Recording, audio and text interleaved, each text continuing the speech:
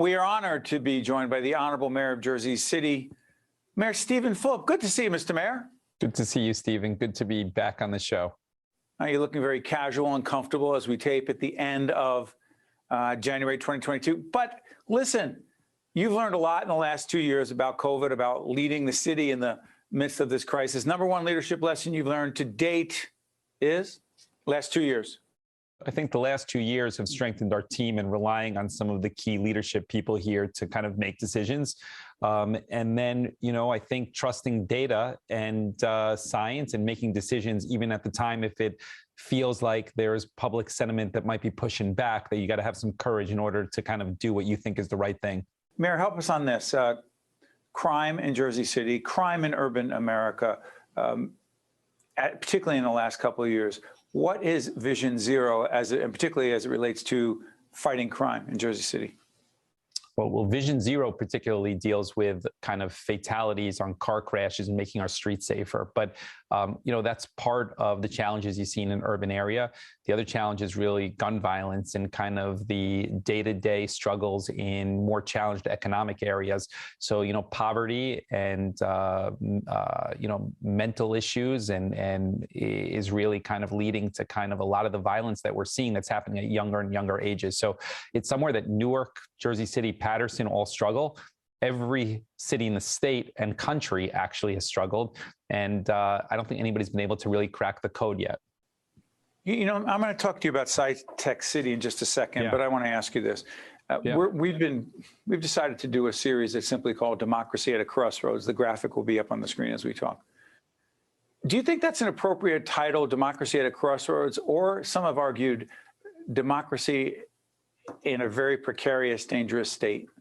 Which would you go with? Look, I think.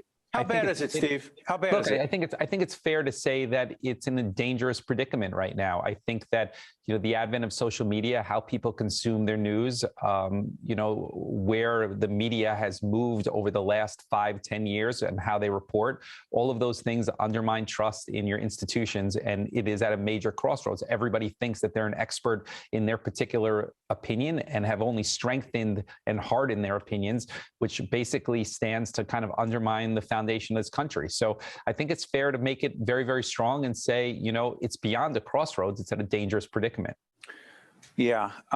Make sure, as we move forward, Mr. Mayor. I'll tell you, it's not good. That's the bottom line. No, I know it's not good. And we'll continue to have this discussion with you and folks with from all different political perspectives. Real quick, SciTech City, is it SciTech City? Is that right? Yeah. So you're looking at, in the 1980s, Liberty Science Center was created. It's been one of the fastest growing museums actually in the country. When you look at attendance, we are expanding it with 18 acres and creating an entire science campus that will kind of be the laboratory of the future. So we have 3 Fortune 50 companies that are anchor institutions already. It's going to have an incubator space, a public high school, wet labs, and it's really going to take kind of the science campus there to the next level. Before I let you go, what is the current population of Jersey City? I'm just curious about that.